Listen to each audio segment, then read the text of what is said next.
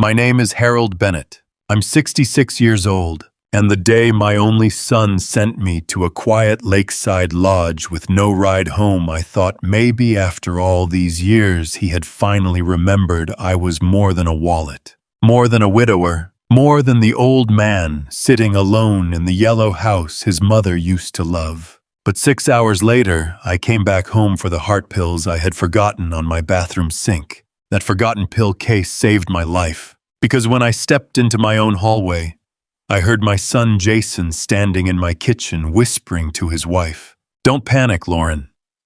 The ride back was never booked. Once Dad is out by that old dock with Wade, people will believe he got dizzy and fell. Old men fall. Lakes are cold. Accidents happen." I froze behind the pantry door, the same pantry where I used to hide Christmas gifts for him when he was 7 years old. Then Lauren said something that hurt almost worse. "The Realtor is coming at 2. I want measurements before anyone starts asking questions." A Realtor. In my house, while I was still alive. My son did not just want my money. He wanted my home, my wife's memory, my chair at the table, my name on the mailbox, and then he wanted me gone. But Jason made one terrible mistake. He thought grief had made me weak. It hadn't. It had made me quiet, and quiet men hear everything. 3 days before that, Jason came to my house with a blue envelope in his hand, and a smile so bright, it made me suspicious before I even knew why. My son was 41 years old then, tall, clean-shaven, handsome. In the easy way, some men are handsome, when they have learned how to make people trust them quickly. He worked in sales for a roofing company outside Toledo. He wore button-down shirts with the sleeves rolled up, drove a black truck that was always polished, but never paid off, and talked like every problem in life could be solved if you just smiled long enough. For many years, I thought Jason's charm was a blessing, a gift from his mother Ellen. Now I know charm can be a mask. A man can smile with his mouth while measuring your grave with his eyes. "Dad," he said, stepping onto my porch, "I have something for you." I was sitting in my old rocking chair, the one with the cracked armrest Ellen kept asking me to replace before she got sick. I had been shelling peas into a metal bowl, just like my mother used to do. Nothing fancy. Just a quiet Tuesday afternoon in a quiet house. Lauren stood behind him near the steps, holding her phone halfway up like she was ready to capture my gratitude for social media. She always did that. Whenever she wanted the world to see what a loving family we were, her phone came out. Whenever I needed a ride to the doctor, a call on my birthday, or a seat at their Thanksgiving table, suddenly everybody was too busy. "Open it," Lauren said, smiling with only the front half of her face. "This is such a beautiful family moment." Family moment. That was Lauren's favorite phrase whenever someone was watching. But when nobody was watching, I was too attached to that old place, not practical, too sentimental. And once when she thought I couldn't hear her from the hallway, Jason's retirement problem. At the time, I told myself she was just frustrated. Old fathers are experts at making excuses for the children they love. Jason handed me the envelope. Inside was a printed reservation for North Pines Lodge, a 7-day rest package on Lake Huron in northern Michigan. It was not some luxury resort for rich people. It was the kind of place middle-class families save for. Log cabins, pine trees, a dining hall, fishing docks, bonfires, homemade pie, and handwritten signs that said things like "coffee at 6" and "please return borrowed paddles." The brochure showed a sunrise over the water. For a second, I felt something soften in me. I had not taken a real trip since Ellen died 8 years earlier. My wife loved water. Not cruises, not expensive beaches, just lakes. She used to say a lake was honest because it could be beautiful and dangerous at the same time. "Jason," I said quietly, "this must have cost you." He waved his hand. "Don't worry about money, Dad. You always worry about money. That's why you need this." Lauren stepped closer. "You've been through so much, Harold. This is our way of saying thank you." "Our way." I looked at my son. For one brief, foolish moment, I saw the little boy he used to be. The boy who slept on my chest when he had ear infections. The boy who cried into my shirt the night his mother's hair started falling out from chemo. The boy who held my hand at Ellen's funeral and whispered, "It's just us now, Dad." I raised that boy alone after his mother died. I packed his lunches. I drove him to baseball practice. I learned how to sign permission slips, cook spaghetti, sew a button, and sit through parent-teacher conferences without Ellen beside me. I worked 32 years as a mail carrier. Rain, snow, heat, dogs, Christmas packages stacked higher than my knees. I walked the same route so long I knew which houses had babies, which marriages were falling apart, which old women needed their mail placed closer to the door. I was not rich, but I owned my little yellow house outright. Ellen and I had bought it in 1985 with a small down payment, overtime hours, coupons, and tired hands. We raised Jason there. We fought there. We prayed there. We paid bills at the kitchen table there. Ellen planted roses under the front window, and after she passed, I kept them alive because it felt like keeping a promise. That house was not just property. It was proof that we had lived. Dad, Jason said, pulling me back to the porch, "You leave Friday morning. I already arranged a car service to take you to the shuttle stop. The lodge picks you up from there. That's soon. That's the point. No time to talk yourself out of it. I have my checkup next week." I called Dr. Patel's office, he said quickly. "They said you can reschedule." I paused. "You called my doctor," Jason smiled. "Just helping. You forget things sometimes." I did not forget things. I took my pills every morning, paid my bills on the first of every month, balanced my checkbook, changed my furnace filter, knew exactly which floorboard near the back door squeaked. But lately, Jason and Lauren had been using that phrase more. Dad forgets. Dad gets mixed up. Dad shouldn't be alone forever. Small comments. Tiny drops of poison. At Thanksgiving the year before, Lauren had walked through my dining room, dragging one finger along the wallpaper Ellen had chosen, and said, "This house has so much potential if someone modernized it." Jason laughed and said Dad doesn't even really live in it anymore. He just sits in it. Everybody got quiet. Then Lauren smiled and said, "Oh, you know what we mean, Harold." I did not know what they meant. Or maybe I did, and I did not want to admit it. That Tuesday on the porch, holding the lodge reservation, I said the thing fathers say when they are desperate to believe their children are still good. "This is very kind of you." Jason hugged me, too hard, like a man performing affection. "You deserve it, Dad." Lauren lifted her phone. "Smile." So I smiled. That night I packed slowly. I folded shirts and put them into my old brown suitcase. I packed my shaving kit, reading glasses, wool socks, and the blue windbreaker Ellen bought me for our last anniversary trip to Sandusky. I should have felt grateful. Instead, the house felt strange around me, like the walls were holding their breath. On Friday morning, Jason arrived early. He carried my suitcase to his truck. Lauren waited in the passenger seat, scrolling on her phone. When I climbed into the back, she turned and said, "Harold, did you remember your medications?" "Yes," I said. At least I thought I had. The ride to the shuttle stop took 30 minutes. Jason talked too much. He told me the lodge had a Saturday fish fry. He told me there was a retired men's coffee group every morning. He told me there was an old dock with a beautiful sunset view. The old dock. I did not yet know why those two words would later make my blood run cold. At the shuttle stop, Jason hugged me again in the parking lot. "Enjoy yourself, Dad." Lauren gave me a quick kiss on the cheek that felt like something done for an audience. "Send pictures," she said.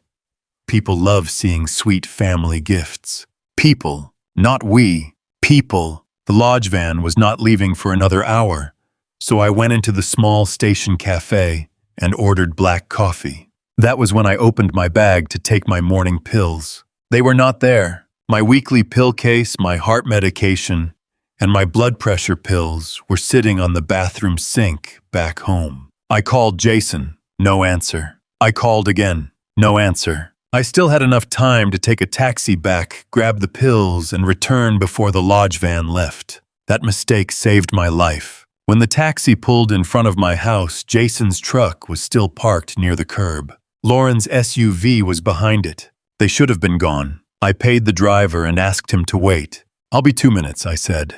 The front door was unlocked. That was strange, too. Jason knew I always locked it. I stepped inside quietly. At first, I heard Lauren's voice from the kitchen. "She's coming at 2, Lauren said. "The realtor just wants measurements and photos. If we wait until after, everyone will start asking questions." My body went still. "After," then Jason answered. "Keep your voice down." "He's gone, Jason," he could call. "He won't. You said the lodge has terrible service." I stood in the hallway with one hand pressed against the wall. Lauren's voice sharpened. "I hate waiting. We are drowning. Your truck payment, the credit cards, the kitchen loan, your poker debt." "Lower your voice." "No. You told me the house would be ours by summer. You told me the insurance would cover the rest. You told me your father was easy." Easy. That word hit me harder than any fist. Then Jason spoke, calmly, not like a man losing control, like a man explaining a schedule. "Don't panic, Lauren. The ride back was never booked. Once Dad is out by that old dock with Wade, people will believe he got dizzy and fell. Old men fall. Lakes are cold. Accidents happen." I could not breathe. I wanted to walk into the kitchen. I wanted to ask my son, "What did I do to make you hate me this much?" I wanted to say, "Jason, I held you when you were sick. I buried your mother and still got up the next morning to make your breakfast. I gave you everything I knew how to give. Was my house really worth more than my heartbeat?" Then Lauren laughed, not loudly. Just enough. A small, cold laugh. "Wade better not mess this up," Jason said. "He won't. He knows the North Dock. He used to work maintenance there. No cameras, no staff after the bonfire." Lauren lowered her voice. "What if Harold doesn't go?" "He will," Jason said. "He trusts me because he has nobody else." I closed my eyes. That was the sentence that saved me from begging. He trusts me because he has nobody else. He was right, and I hated that he was right. I backed away slowly. My pill case sat on the bathroom sink exactly where I had left it. I picked it up with shaking fingers. Before I left, I stopped at the hallway mirror. The man staring back at me looked old, not 66 old. Broken old. I saw watery eyes, gray stubble, a mouth pressed tight to keep from making a sound. For one terrible moment, I felt embarrassed. Embarrassed that I had loved my son so blindly. Embarrassed that I had ignored every sign. Embarrassed that Lauren had seen my loneliness before I did and taught Jason how to use it. Then I looked past my reflection. On the hallway wall was a framed photo of Ellen holding baby Jason in our backyard. Her hair was messy, her smile wide, her eyes full of the kind of love that asks for nothing back. I whispered, "I'm sorry." Then I walked out alive. In the taxi, the driver glanced at me through the rearview mirror. "You okay, sir?" "Yes," I said, but I was not okay. I was leaving my house with my heart pills in my pocket and my son's death sentence in my ears. During the ride back to the shuttle stop, I thought about calling the police right there.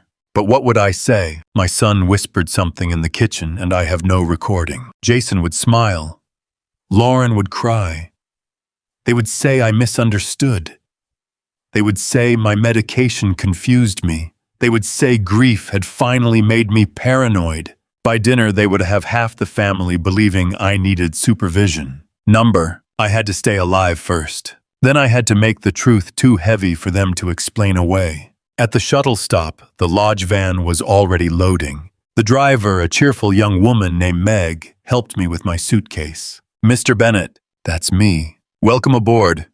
North Pines is about 4 hours north. We'll make one stop." I sat by the window. As the van pulled away, I took out my phone and found a name I had not called in months. Raymond Cole. Ray and I had worked neighboring postal routes for almost 20 years. After retirement, he helped seniors at our church with scams. Bad contractors and family members who suddenly got interested in bank accounts. Ray was not a detective. He was better for what I needed. He was stubborn, loyal, suspicious by nature, and allergic to nonsense. He answered on the fourth ring. Harold, well, I'll be. You finally ready to admit my chili beat yours at the church cook-off? Ray, I said quietly. I need help. His voice changed. What happened? I looked around the van. A young couple slept in the back. An older woman knitted near the aisle. Meg was focused on the road.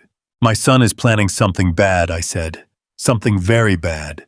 What kind of bad? I swallowed. The kind where I may not come home unless I'm careful. Ray did not interrupt, so I told him everything. The lodge gift, the missing pills, the kitchen conversation, the realtor, the return ride, the old doc, the man named Wade. When I finished, Ray was quiet for a long time. Then he said, Harold, listen to me.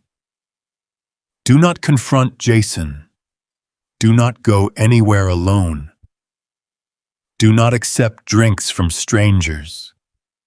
Do not take a walk near that lake. And do not let your heart talk you into protecting him. My heart is not in charge right now. Good. Because your heart has been too kind to that boy for too long.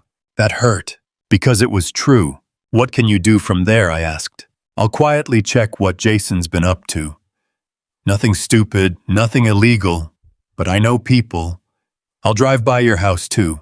The realtor is coming at 2. Then I'll be sitting on your street at 1:50. Ray. Yeah, I don't know if I can do this. His voice softened. Yes, you can. You carried mail through blizzards with a bad knee and a fever because old Mrs. Donnelly needed her medicine delivered. You raised a grieving boy alone. You buried Ellen and still kept breathing. Don't you dare tell me you can't survive Jason Bennett.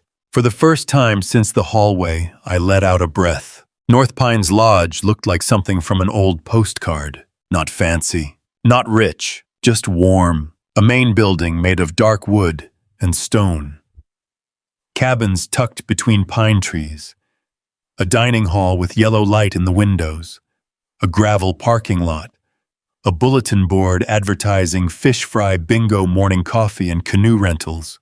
The air smelled like lake water and wood smoke. Families were unloading bags. A little boy dragged a fishing pole twice his height.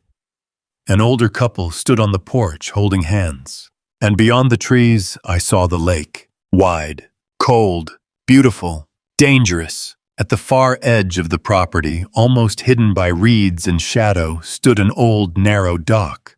The North Dock. My stomach tightened. At the front desk, a woman in her 50s greeted me. Welcome to North Pines. I'm Denise, the lodge manager. She had silver hair and a braid, and the calm eyes of someone who had fixed broken pipes, soothed angry guests, and handled storms without losing her voice. I gave her my name. She typed into the computer. Harold Bennett. 7 nights. Cabin 12. Meal package included. Arrival shuttle included.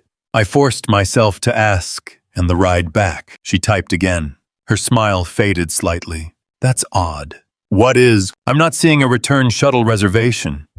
It may have been left off by mistake. Mistake. That word had become very expensive. Can I book one now? Of course. While she printed the confirmation, I gripped the counter. Jason had not forgotten. He had planned. Cabin 12 was small but comfortable. Plaid quilt, rocking chair, little bathroom, screened porch facing trees instead of water. That detail nearly made me weak with relief. No balcony, no railing, no lake beneath my feet. I unpacked only what I needed. Then I sat on the bed and cried. Not loud, not dramatic, just silent tears falling onto my hands. I cried for Ellen. I cried for the boy Jason had been. I cried because I had mistaken being needed for being loved. That evening I forced myself to go to dinner. The dining hall was full of long wooden tables, the kind where strangers become temporary family, because there is nowhere else to sit. Fried chicken, mashed potatoes, green beans, biscuits, apple pie.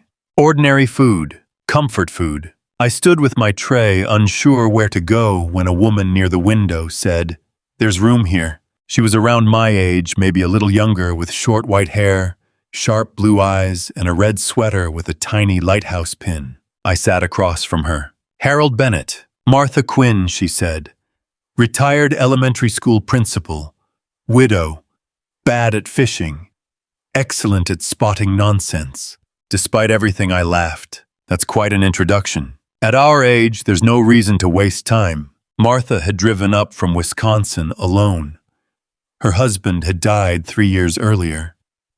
Her daughter kept telling her she needed to get out more, which Martha said was family code for "please stop calling me on Sunday nights." She was funny but not soft. There was a sturdiness in her. Halfway through dinner, she looked at me over her glasses. "You keep watching the doors." I froze. "Do I?" "Yes.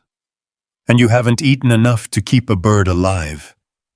Either the chicken insulted you or something else did." It's been a difficult day. At our age, difficult usually means family or doctors, sometimes both. I looked down at my plate. "Family," I said. Martha nodded. The sharper knife. I did not tell her everything that night, but after dinner near the bonfire, she sat beside me on a wooden bench and talked about her husband, about grief, about adult children who mistake aging for stupidity, about how humiliating it is when people start speaking around you instead of to you.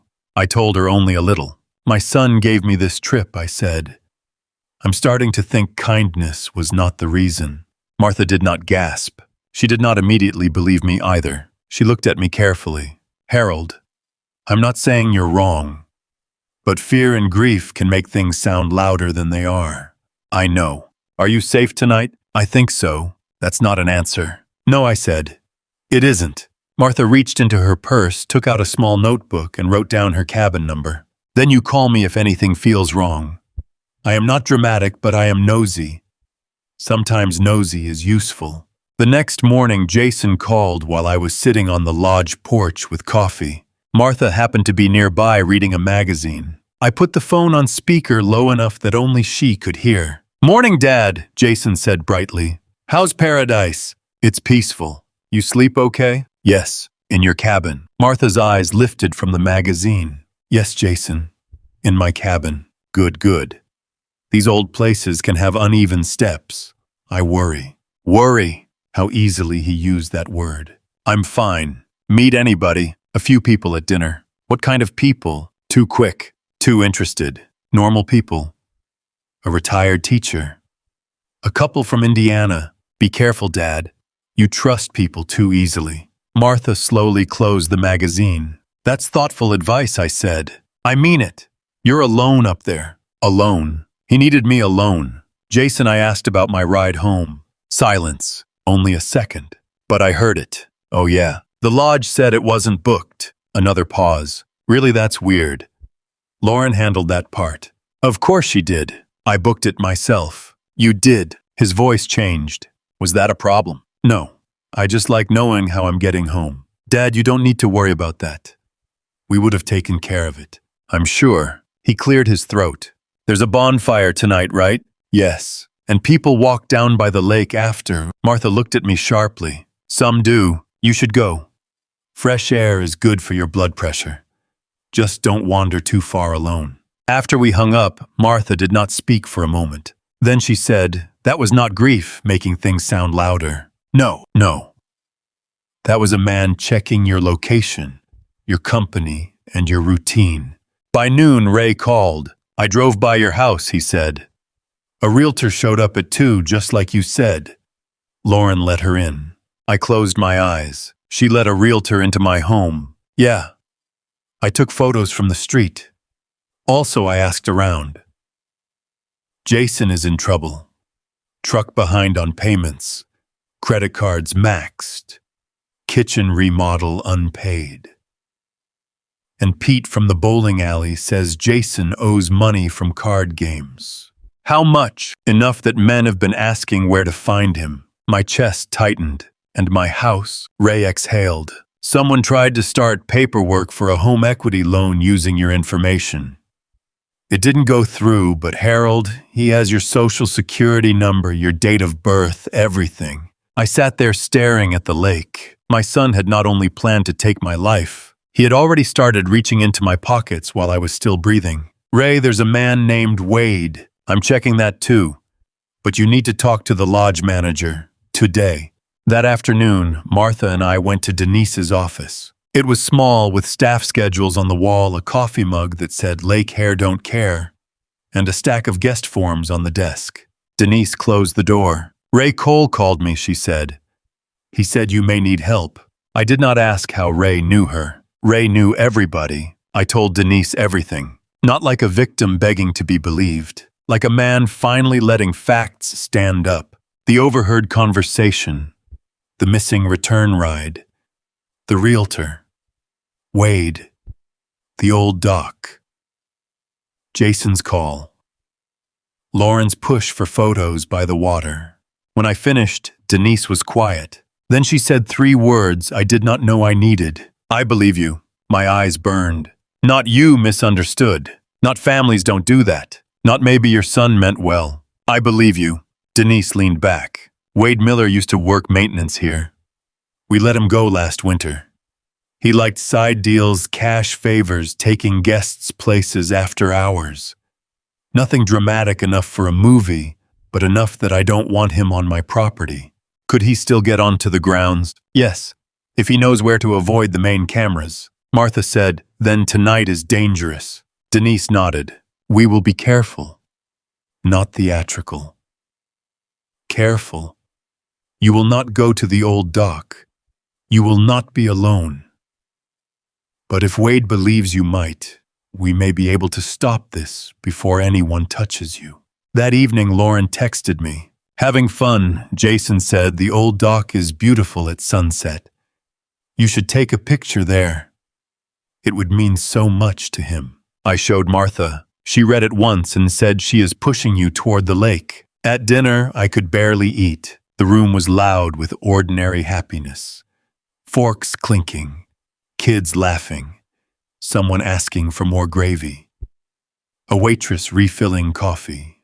I sat there thinking how strange life is. One table can be laughing over pie, while another man is wondering whether his son will be disappointed to hear he is still alive. After dinner, guests gathered around the bonfire. The flames rose high into the dark. Sparks floated up like tiny souls. A staff member passed out marshmallow sticks. Someone played guitar badly but happily. At 9:37, my phone buzzed. "Jason, hope you're enjoying the fire. Take that walk by the lake." Mom always loved water, remember? I stared at the screen. He had used his dead mother. He had taken Ellen's memory and turned it into bait.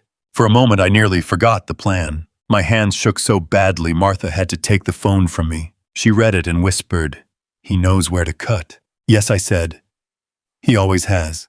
At 10:05, I stood up near the bonfire and stretched my back. A few guests noticed. I said loudly enough for nearby people to hear, "I think I'll take a little walk before bed." Martha replied, "Don't go too far, Harold." "I won't." I walked toward the path, but I did not go to the lake. Behind the dining hall, Denise's night manager guided me quietly into the staff-off office through a back door. Martha joined me 5 minutes later. From the office window, we could see part of the path toward the old north dock. Denise stood beside us, arms crossed. 2 maintenance men waited near the equipment shed. A county deputy sat in a dark SUV near the gravel road with his headlights off. For 15 minutes, nothing happened. Then Wade appeared from the tree line. Not a professional killer, not some criminal mastermind, just a desperate man in a dark hoodie with heavy shoulders and nervous eyes. The kind of man who convinces himself ugly things are not ugly if the money is good enough.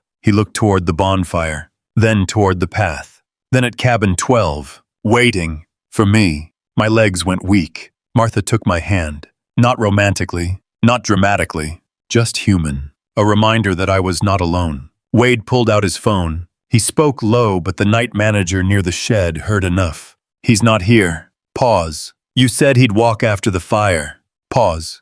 "No, I'm not waiting all night." Pause. Then you should have handled your old man yourself. Your old man. Not Dad. Not Harold. Not my father. Your old man. Like I was an old refrigerator sitting in the garage waiting to be hauled away. Wade shoved the phone into his pocket and walked toward cabin 12. He tried the door. Locked. He looked around, then pulled a small tool from his pocket. That was when the deputy stepped out of the dark. Wade Miller. Wade spun around. For 1 second, he looked ready to run. Then the maintenance men came up behind him. He dropped the tool. A folded paper fell from his pocket. My cabin number was written on it. Cabin 12. In his phone were the messages. Nothing complicated.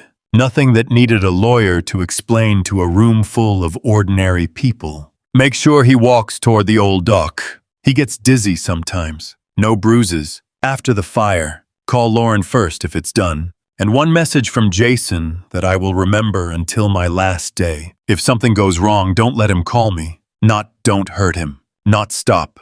Not I can't do this. Don't let him call me. That was my son's love. A fear of hearing my voice after his plan failed. Wade was taken away quietly. Most guests never knew. The bonfire continued. People laughed. Marshmallows burned. Children ran back to cabins wrapped in blankets. The world did not stop because my son had tried to erase me. That was one of the cruelest parts. At midnight, Jason called. Denise said, "You don't have to answer." Martha said nothing. She just watched me. But I wanted to answer. Not because I needed another confession. Not because I wanted to hurt him. Because for the first time in my life, I wanted Jason to hear me without the softness he had always counted on. I answered, "Hello, son." His breathing was uneven. "Dad." "Hey, everything okay?" "Why wouldn't it be?" "No reason. Lauren said you didn't text after your walk." "I didn't take one." "You didn't." "Number." "Oh." A pause. "Are you in your cabin?" "No, Jason." His voice sharpened. "Where are you?" "With people who care whether I live through the night." Silence. Then he said, "Dad, what does that mean?" "It means Wade won't be calling Lauren." "Nothing." I could hear him breathing. Then a chair scraped. "Dad, I heard you in my kitchen." His breath stopped. "I heard you talk about the ride back. I heard you talk about the lake. I heard Lauren talk about the Realtor." "Dad, listen to me." "Number." The word came out stronger than I expected. For 66 years, I had said yes too often. Yes, I'll help. Yes, I understand. Yes, I'll forgive. Yes, take the money. Yes, use the house. Yes, speak to me that way and I'll pretend it didn't hurt. But that night, one word carried all the years I had swallowed. Number. Jason tried again. "You're confused." "Maybe the medication. My medication is the reason I'm alive. I came back for it and heard everything. I can explain. You can explain debt. You can explain fear. You can explain shame. But you cannot explain sending a man to a lake to make your father disappear." His voice cracked. Lauren pushed me. There it was. The first betrayal after being caught. Blame the wife. Blame pressure. Blame anything except the man in the mirror. "You chose this," I said. Every step. "Dad, please don't do this to me." I almost laughed. "Do this to you." My voice shook. "You sent me away with no ride home. You let your wife bring a realtor into my house while I was still breathing. You used your mother's memory to lure me toward the water. And now you want to talk about what I'm doing to you." "I'm sorry," he whispered. "No," I said. "You're scared. There's a difference." Then I ended the call. For a long time, no one spoke. Denise wiped her eyes with a napkin and pretended she was not crying. Martha squeezed my hand. I sat there feeling destroyed and strangely light, as if the worst truth had finally stepped into the room and somehow I was still breathing. The next morning, I did not finish the vacation. I returned to Toledo, not because I was afraid, because I was done being sent away. Ray picked me up from the bus station. When he saw me, he hugged me so hard my ribs hurt. "You stubborn old mailman," he said. "You scared 10 years off me." "Good," I said. "Now we're almost the same age." He laughed, but his eyes were wet. On the drive home, he told me Jason and Lauren had been busy. Lauren had posted a private social media story with a photo of my dining room. The caption said, "New beginnings sometimes come after hard family decisions." There was a picture of paint samples spread across Ellen's table. My table, my wife's table, the table where she rolled pie crust, the table where Jason blew out birthday candles, the table where we filled out college forms and hospital payment plans, the table where I sat alone the night after Ellen died holding her coffee mug because it still smelled like her hand lotion. They were choosing colors while Wade waited by a lake. Ray glanced at me. "You want to go straight to the sheriff?" I looked out the window. "Number, Harold, I know, and we will, but first take me home." When we turned onto my street, there were too many cars in front of my house. Jason's truck, Lauren's SUV, a white Realtor sedan, my sister Carol's car, Lauren's mother's car, Pastor Bill's old Buick. Even my neighbors Tom and Patty were parked near the curb. My front door was open. A pale gray ribbon had been tied around the porch railing. Not black, not funeral, something worse. A sympathy ribbon. A poor Harold ribbon. A "we are preparing for the sad thing" ribbon. I stepped out of Ray's car. Inside the house, Lauren's voice floated through the doorway. "We're just trying to be practical. If Harold comes back unstable, Jason and I will have to make decisions quickly. If Harold comes back unstable..." I walked up the porch steps. Ray stayed beside me. Jason's voice answered from the dining room. Dad would want the house kept in the family. Mom would have wanted it to help her son not just rot around old memories. I stopped at the threshold. There it was. He had used his mother again. Not to honor her, to take what she built. I stepped into my own living room. The room went silent so fast I could hear the refrigerator humming in the kitchen. The realtor stood near the front window with a measuring tape in her hand. Lauren held a fan of paint samples. My sister Carol sat on the couch with red eyes. Pastor Bill stood near the fireplace, looking uncomfortable. Lauren's mother had one hand on her purse, like she might need to leave quickly. Jason stood by the dining room doorway, pale, frozen. But what I saw first was not my son. It was Ellen's photo. Her framed picture was no longer on the mantel. It had been moved to a side table behind a stack of brochures. Senior apartments, estate clean-out services, home staging tips. My wife's face peeking out from behind papers about removing me. That was the moment my heartbreak hardened. I walked across the living room. No one moved. I picked up Ellen's photo, wiped the glass with my sleeve, and put it back on the mantel where it belonged. Then I turned around. "Jason," I said, "why is there a realtor measuring my living room?" Lauren moved first. She changed faces so quickly it was almost impressive. The sharp wife disappeared. The grieving daughter-in-law arrived. "Harold," she whispered, pressing a hand to her chest. "Thank God you're safe. We were so worried." "No, you weren't." She blinked. Jason took a step forward. "Dad, let's talk privately." "We are done talking privately." The room shifted. People looked at Jason, then at me. Lauren's mother said, "Harold, everyone is just trying to help." I looked at the paint samples in Lauren's hand. "Help who?" The realtor's face turned red. "I was told the family was preparing for a transition," she said quietly. "A transition," I repeated. "Yes, sir." "I'm sorry, I didn't realize." "You don't need to apologize. You were lied to." Jason's jaw tightened. "Dad, you're upset. You've been through a scare." "A scare," I said. Lauren jumped in. "Harold, we don't want to embarrass you, but you've been acting confused. Jason has been terrified. We didn't know if you'd come home stable." Stable. That word turned the whole room cold. Because everyone heard what she was doing. She was not just defending herself. She was trying to make me sound confused in my own house in front of my own family, under my own wife's photograph. Jason did not stop her. He looked at the floor. Sometimes a son's silence is louder than his betrayal. I looked at everyone in that room. My sister, my pastor, my neighbors, the realtor, the woman who had been ready to sell my house before asking whether I wanted to leave it. I want every person here to understand something I said. I was not confused. I was not lost. I was not having a senior episode. I was sent away so my house could be measured, my future could be discussed, and my absence could become useful. Carol covered her mouth. "Harold!" Lauren snapped.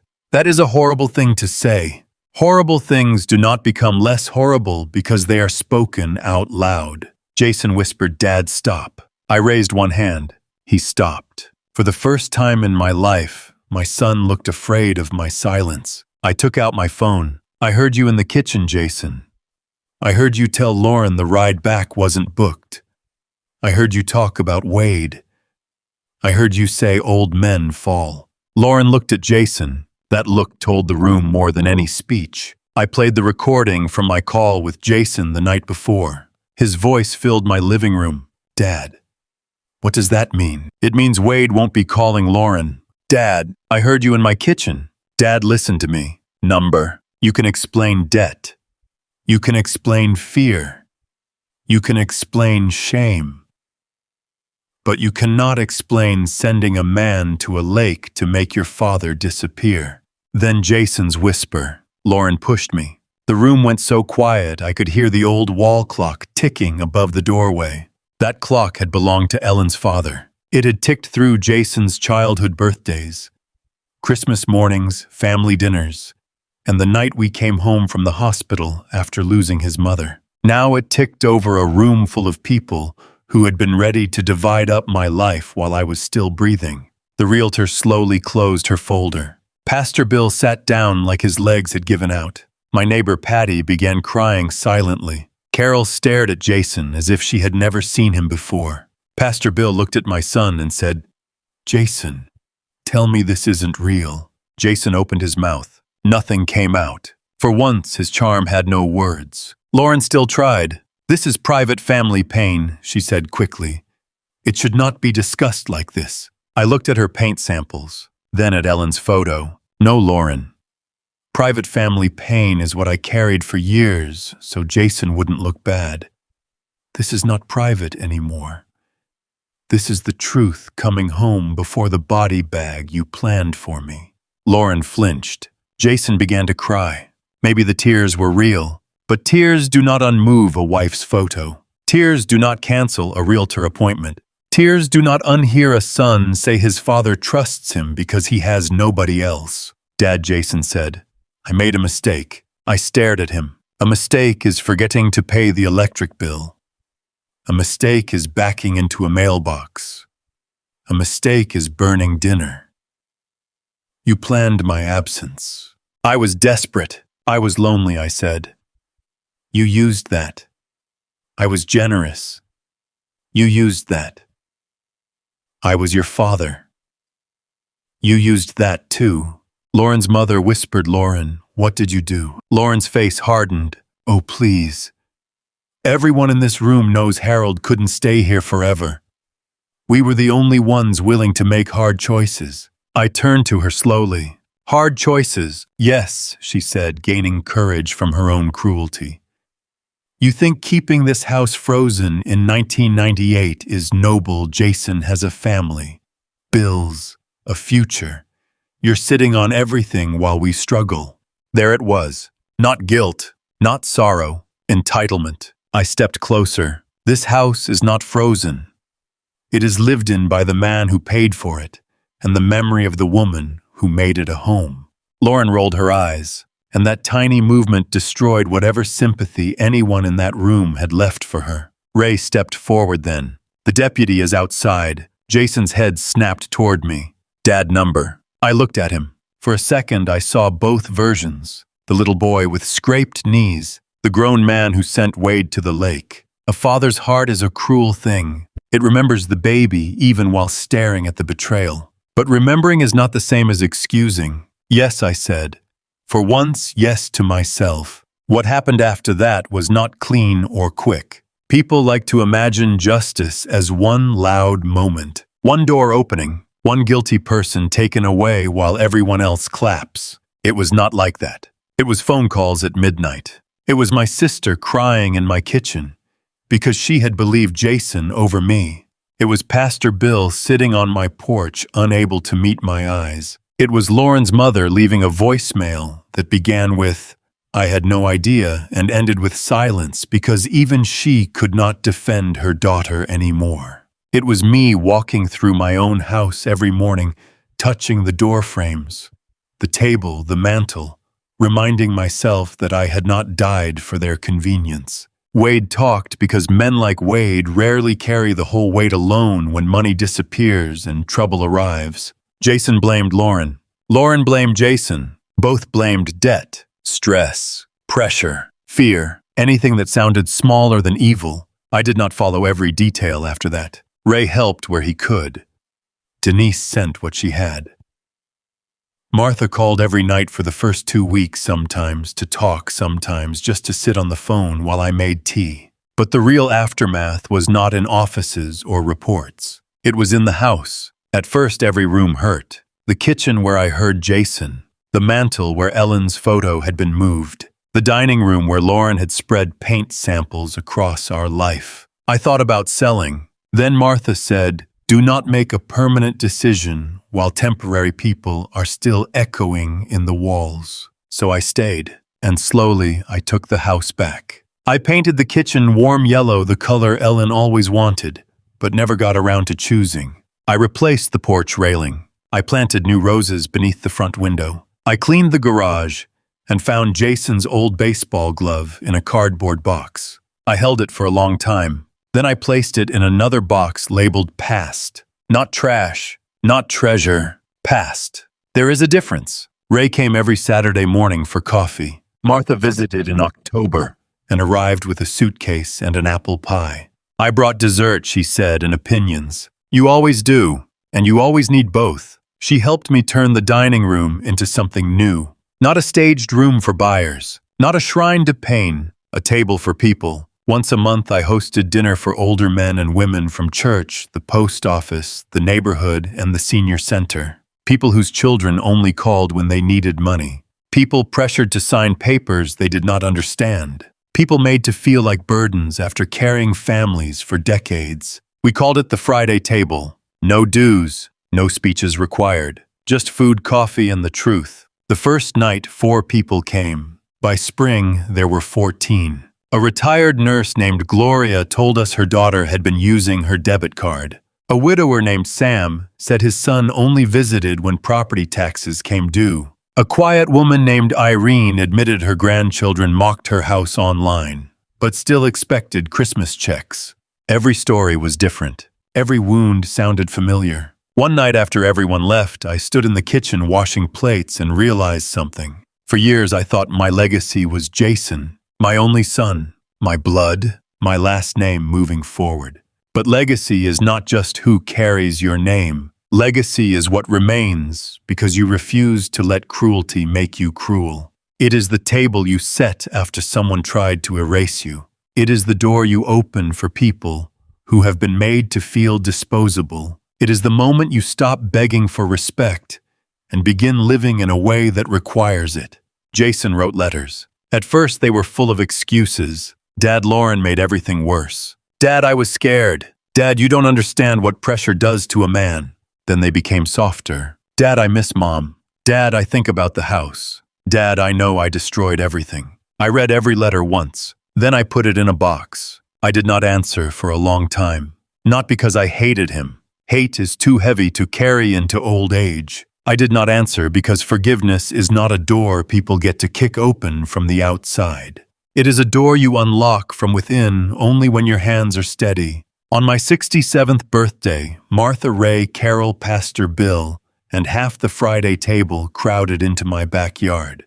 There were paper plates, lemonade barbecue chicken, and a cake Gloria made with too much frosting. Someone hung string lights from the maple tree, the same tree Jason used to climb when he was 7. For a moment, grief touched my shoulder. Then Martha handed me a gift bag. Inside was a framed photo. Me standing on the main dock at North Pines Lodge. Not the old North Dock. The safe one. The one facing sunrise. Martha had taken it the morning after Wade was caught, but when I finally walked to the water with people beside me. In the photo, I did not look young. I did not look untouched by pain. But I looked upright, awake. Like a man who had survived being mistaken for weak. On the back, Martha had written, "Harold Bennett returned by his own strength." I put that photo on the mantel beside Ellen's. Not above her, not replacing her, beside her. Because Ellen had loved the man who sacrificed. but I believe she would have been proud of the man who finally stopped.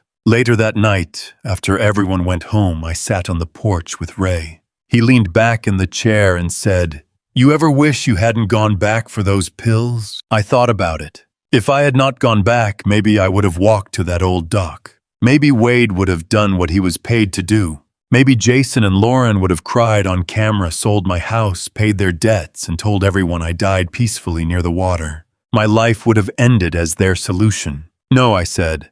"I'm grateful I forgot them." Ray nodded. "Funny thing, sometimes what looks like a mistake is God tapping the brakes." I looked at the dark street. I spent years thinking love meant giving people every chance. And now I think love without respect becomes permission. Ray was quiet. Then he said, "That sounds like something you should tell the Friday table." So I did. And now I will tell you. If you are listening to this from a quiet kitchen, an old bedroom, or a house your family only notices when they talk about selling it, I want you to hear me clearly. You're not a burden because you got older. You are not selfish because you want respect. You are not confused just because someone younger speaks louder. And you are not required to keep loving people in the same way after they have shown you they would rather inherit your life than honor it.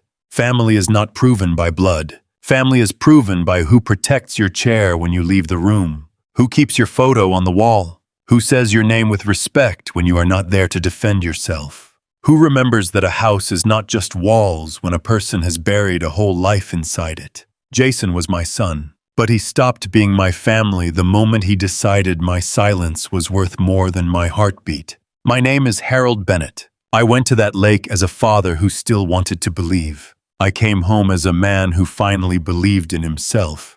And if Jason remembers anything during the long years he has to sit with what he did, I hope he remembers this. He did not lose his father because I stopped loving him. He lost his father because he stopped seeing me as human. And no amount of blood can repair that without truth, remorse, and respect. So let me ask you something. If you came home early and heard your own child planning to erase you for money, would you confront them right there in the kitchen? Or would you stay quiet, protect yourself, and let the truth destroy them in front of everyone? And one more question. Would you ever forgive Jason if he were your son? Tell me what you would have done, and tell me what city you are listening from. Because somewhere out there, another parent, another grandparent, another quiet person, sitting alone in a house full of memories, may need to read your words and remember they still matter. They are not a burden, they are not disposable, and they are not too old to stand up, walk back into their own life, and take their dignity home.